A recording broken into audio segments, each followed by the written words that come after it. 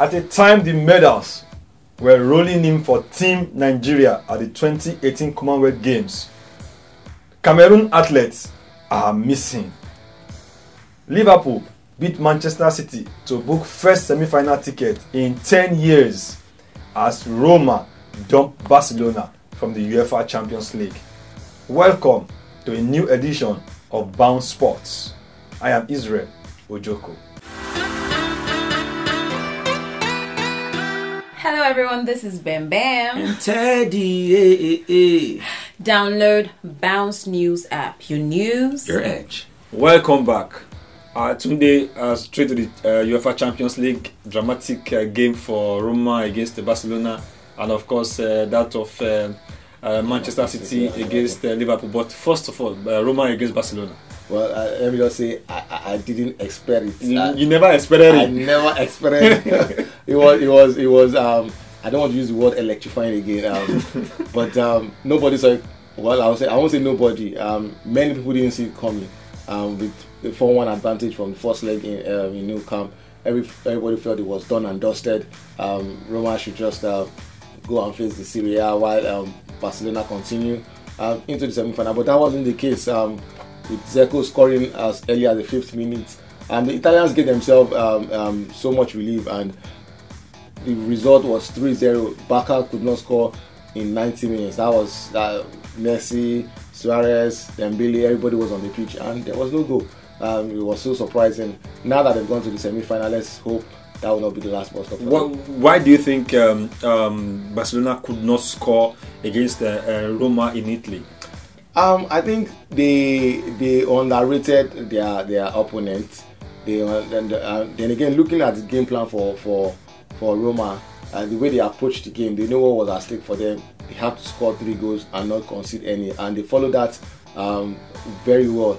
And what went well for them was the fact that the 3rd goal came quite late in the game, when of course they could afford to park the bus at that period and keep the advantage for themselves. I actually saw the handwriting on the wall in the first leg. I saw the way Roma played Barca, in Camp Nou. They were just unlucky. You could imagine 2 own goals, and Barca was just lucky. I don't want to use lucky, but in a way, it wasn't.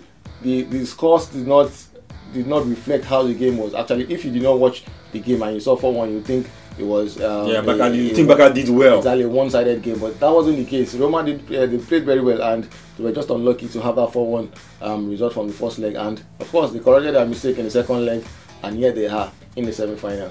Second victory for Liverpool against Manchester City. 3rd consecutive defeat for Manchester City. That's their 3rd in 7 days. What is happening to Pep? Well, Pep is being peppered, and that's really. That's football for you. I think it's very good for managers like this to be humbled once in a while. When he was beaten back to back, people were saying it had never happened to his team before, and now he has even gone 3 games, shipping in as much as 8 goals. That's really disturbing for a team managed by Pep Guardiola. And when you look at the kind of funds that have gone into that team, there will be no excuse. Pellegrini, in 2 seasons, won the league and the Carabao Cup. Now some people call it the Calabash Cup.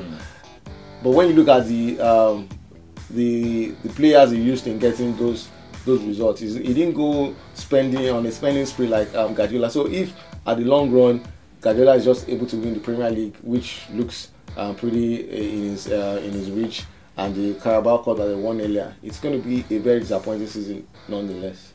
Okay, what do you make of the officiating, Pep and the referee? Officiating, well, I think I've heard many conversations in this light, and some say it's still the rules. The referee was following the rules. That once the keeper is off, you have to have 2 defenders. I have to double check on that. But either ways, the ref has the final say, and even if you have any grudge, it shouldn't be during the game. And you see, I think that even affected the Manchester City when their coach was sent into the stands.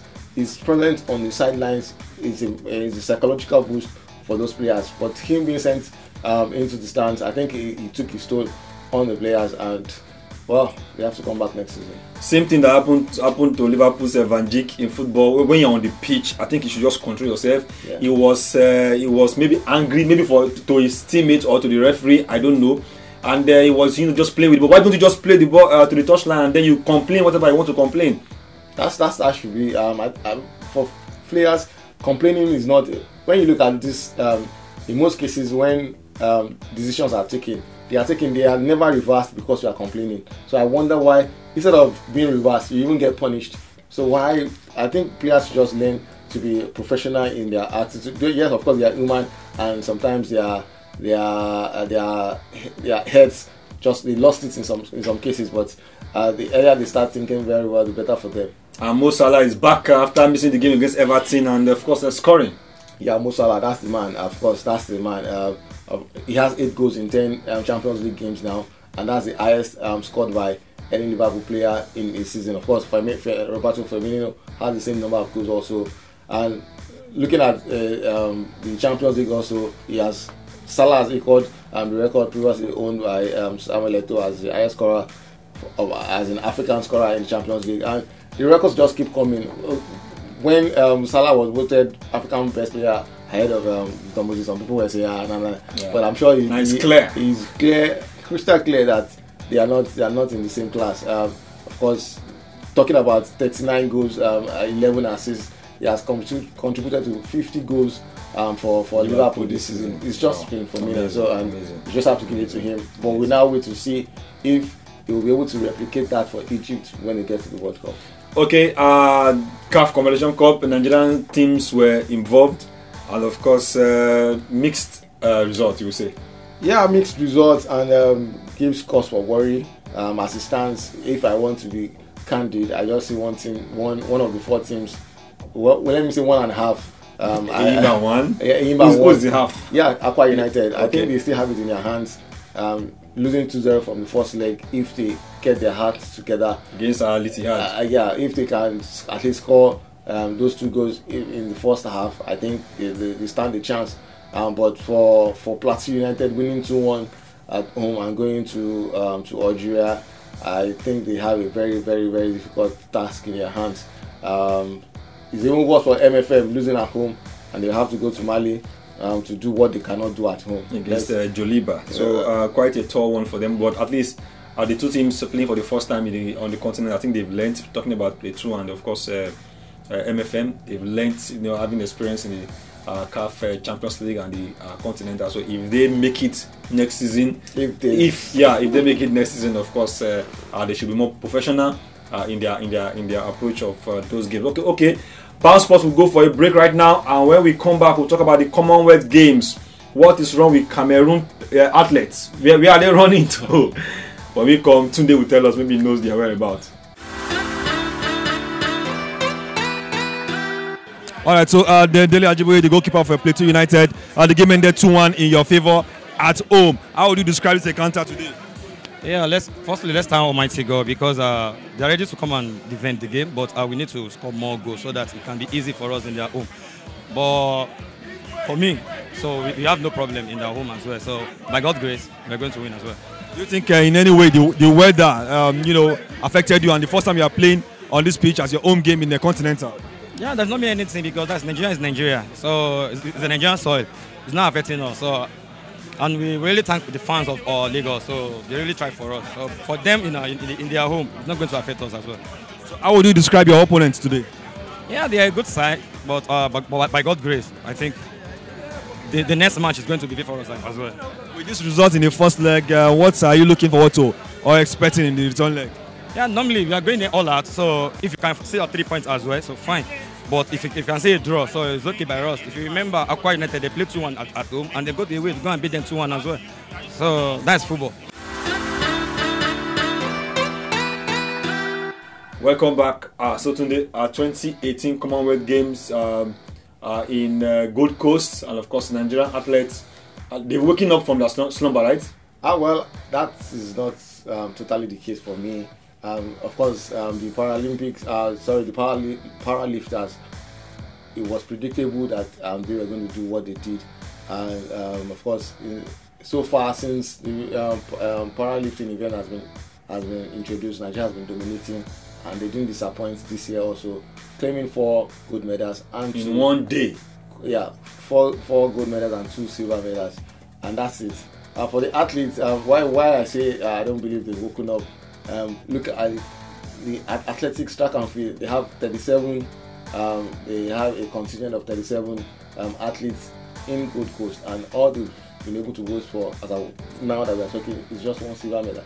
That's very, very poor. Yinka Ajayi made it to the final and finished 8th in the women's 400 meters. That's been the case. Is that they make it to the semi-final, or when they get to 100 meters was quite close. Seye Ogunlewe now losing the bronze medal to Johan Blake of Jamaica.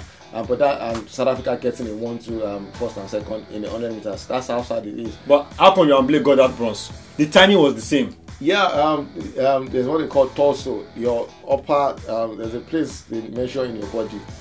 It's that they look. Your feet might go past the line yeah, first than your component, but the torso, your upper region, that's what they check. And if you look at that photo finish, Johan Blake was slightly ahead of Seye Ogunlewe. It was quite painful because Seye really put so much into this, and a medal of any kind would have been a good consolation for him. But it just shows that we still have more work to do. And like Seye rightly said, if more is invested in these athletes, at least the ones that have prospects, let them be well supported. The medals will come. That's just it. Funny enough, Seye was almost dropped from the squad to Gold Coast. He was actually, I don't want to say he was sneaked in because the initial list that was released, he wasn't there until he went for the Golden League, and he dusted everybody that was supposed to go ahead of him, and it was like, you guys are dropping your biggest talents here. So they had to take him along, and he didn't disappoint. Of course, he did better than all the other athletes that were taken, even though he couldn't get a medal. So we are a Cameroon athletes. Well, that's a $1 million question. I'm sure the police in Australia, they have so much to do. It was expected. The minute Australia was named as Gold Coast was named as the host for the Commonwealth Games, I know many people were starting to dig for gold. They were already saving towards, because it's a long journey. That's like going to the end of the world, and many people would prefer to just live wherever they are and see greener pastures there. But for the Cameroon, I think this is a national embarrassment for the country. How can athletes?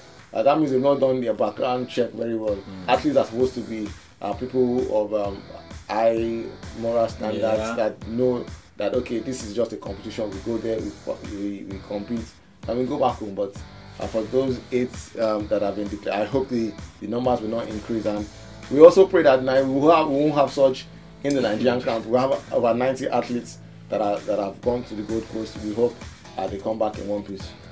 Okay, thank you very much, Tunde. That will be the show today, but Bounce Sport will be closing with this special edition focusing on the 2018 World Cup. Our countdown continues. Enjoy it. Hello everyone, this is Bam Bam and Teddy.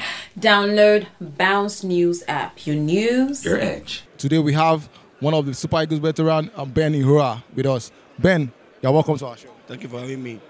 All right, the Super Eagles are going to the Russia 2018 World Cup. How does that? You were part of the team that played the first World Cup for Nigeria. How do you feel about that? Well, I feel confident and comfortable that the boy will do very, very well. The preparation has been good, and so far so good.